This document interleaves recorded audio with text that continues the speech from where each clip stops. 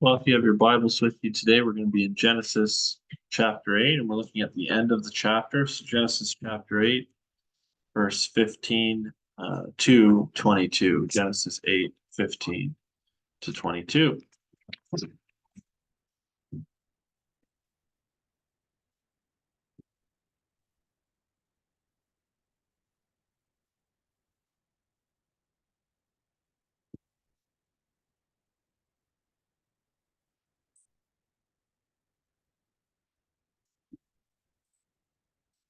So, as you remember last week, we had the ark landing on the mountain.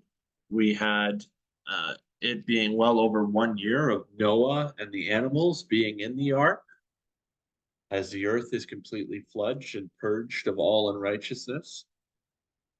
And Noah, as they landed steadily on the mountain, Noah, he opens up a window and he begins testing the waters, if you will, by sending out birds, three birds, to see if they find any dry ground.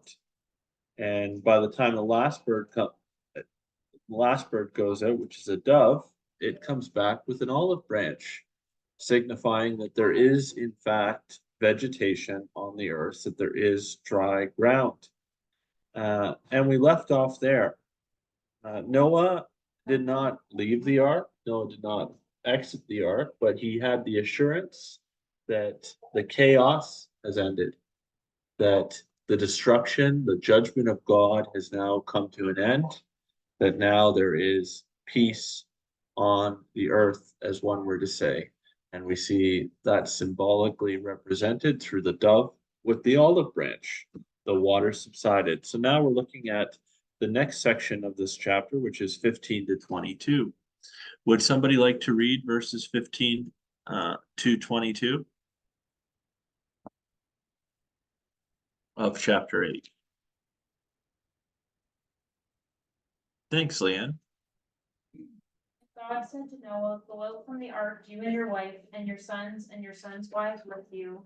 Bring out with you every living thing that is with you of all the flesh, birds and animals, and every creeping thing that creeps on the earth, that they may swarm the earth and be fruitful and multiply the earth." So Noah went out, and his sons and his wife and his sons' wives with him. Every beast, every creeping thing, and every bird, everything that moves on the earth, went out by families from the ark. Then Noah built an altar to God. Then Noah built an altar to the Lord and took some of every clean animal and some of every clean bird and offered burnt offerings on the altar. And when the Lord smelled the pleasing aroma, the Lord said in his heart, "I will never again curse the ground because of man, for the intention of man's heart is evil from his youth. Neither will I ever strike down every living creature as I have done. While the earth remains, seed time and harvest, cold and heat, summer and winter, day and night shall not cease." Thank you. So now, after over a year on the ark, and after Noah tests to see if the ground is dry and it's good, now the Lord speaks directly to Noah.